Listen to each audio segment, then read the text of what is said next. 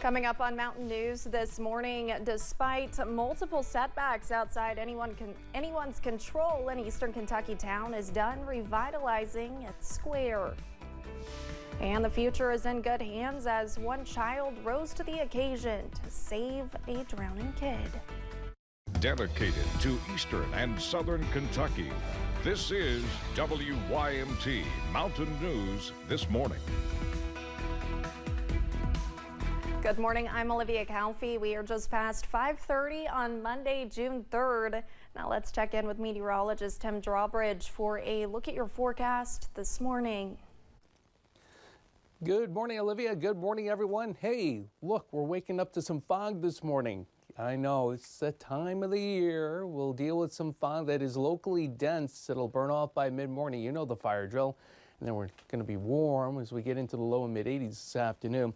All right, check it out. The visibility at Jackson now down to 3/4 of a mile. Less than that as you head further to the north and west. Pea soup thickness from Williamsburg down to Jacksboro.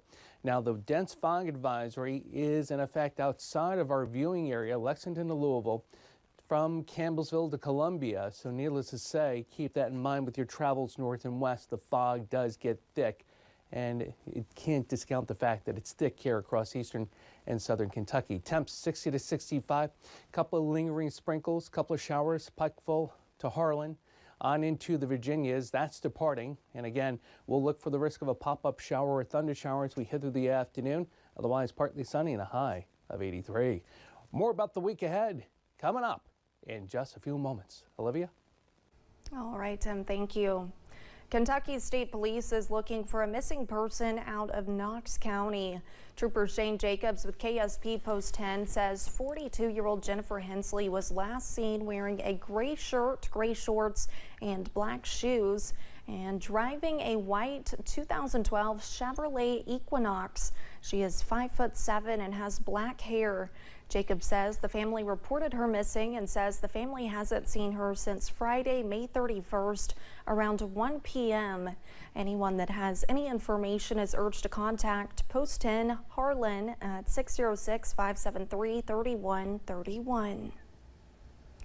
One Monticello man was arrested Saturday night for drug trafficking.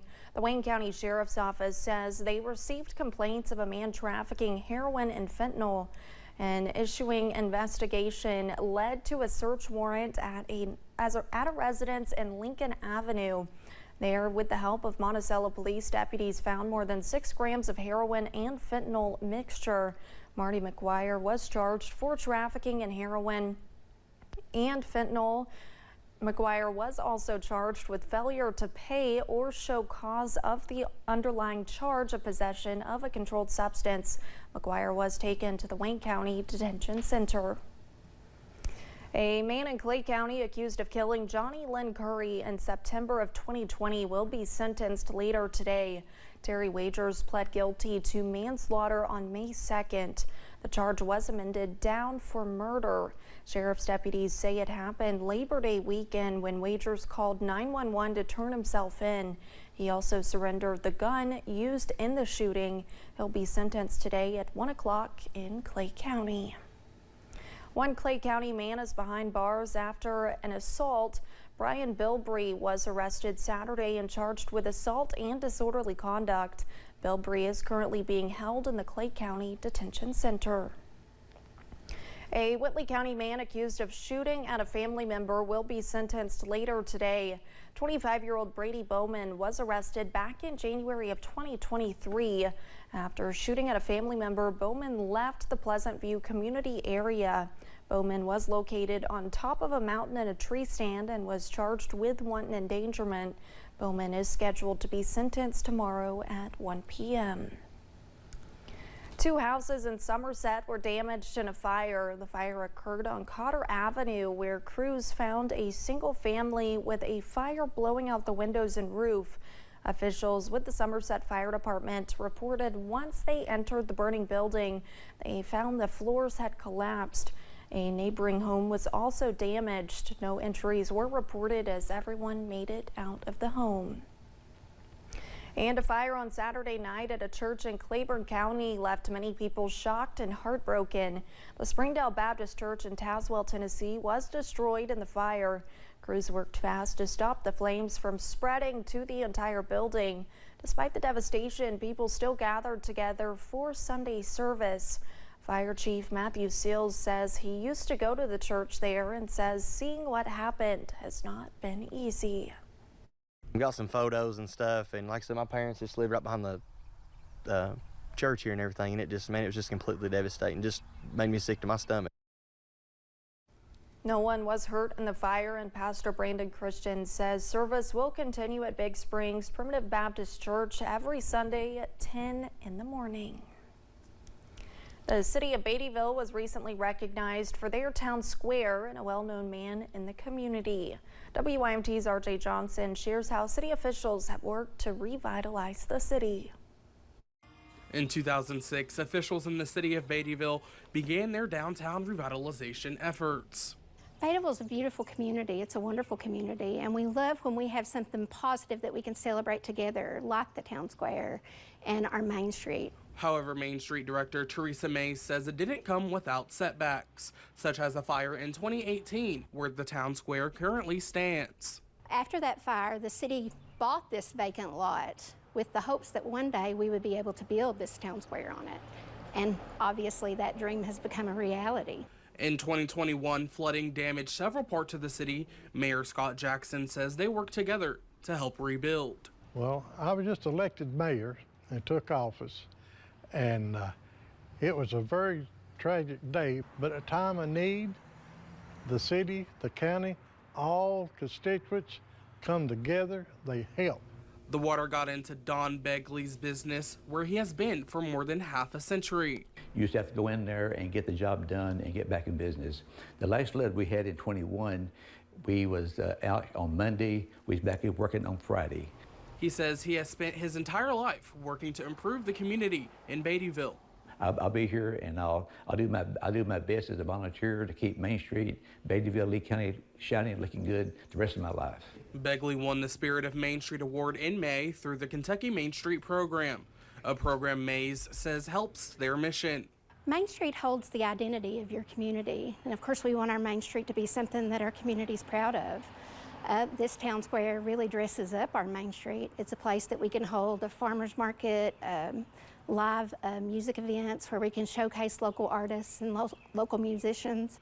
The town square was also recognized as the best outdoor space improvement. We're very, very proud of that because we know what it's taken us to get here. It's been years in the making. Ash Jackson says it couldn't have happened without people working together for their community. You don't spell team with I, so it's an E, and we all give it our best effort. In Beattyville, RJ Johnson, WYMT Mountain News. Begley says as folks moved away throughout the years, he chose to stay for the people and the town that he loves. Most of the time when you see a hero, it's in a movie or in a book, but here in Eastern Kentucky, all you have to do is go down the street to find one. On Saturday, May 25th, 9-year-old Noah Gibson from Jenkins was on a vacation with his family when at a Holiday Inn, another child dove into the pool and started to drown. Seeing this, Noah sprang into action, eventually saving the boy's life.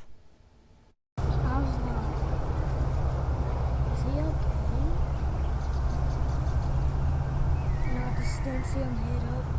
I went down and Super proud. Anytime I'd be proud of something some kind of accomplishment like that. Like I said, it's not every day that stuff like that happens.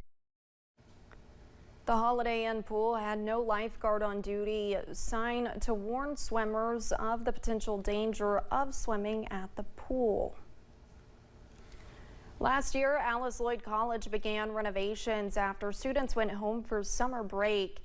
And with most renovations around campus completed, Alice Lloyd can now give more opportunities for students to earn an education. Alice Lloyd President Jim Stepp says he is excited for what it means for future classes. Significant improvements to our infrastructure, nearly $100 million of improvements to campus over the last several years. including new dormitories for women, and we're doing multi-million-dollar improvements upon men's dormitories. So we're positioned to take more students in the next few years, and it would be wonderful to be able to do that with Mountain students. Alice Lloyd College also completed work on the new retaining wall as well as a new bell tower chapel. Blood donors could earn a one-day pass to an amusement park and more. People who donate blood today or Tuesday at Kentucky Blood Center's Pikeville, Somerset, or Tri-County locations will receive a one-day general admission ticket to Cincinnati's Kings Island, good for any day this summer. Donors will also be entered into a drawing to win 2 tickets to see Taylor Swift perform live November 3rd in Indianapolis, plus a $500 Visa gift card to help with travel. Donor centers are open both days from 9 a.m. to 6 p.m. Blood donors must be at least 17 years old, weigh at least 110 pounds, be in general good health, show a photo ID, and meet additional requirements. 16-year-old donors must have a signed parental permission slip, which can be found at kybloodcenter.org.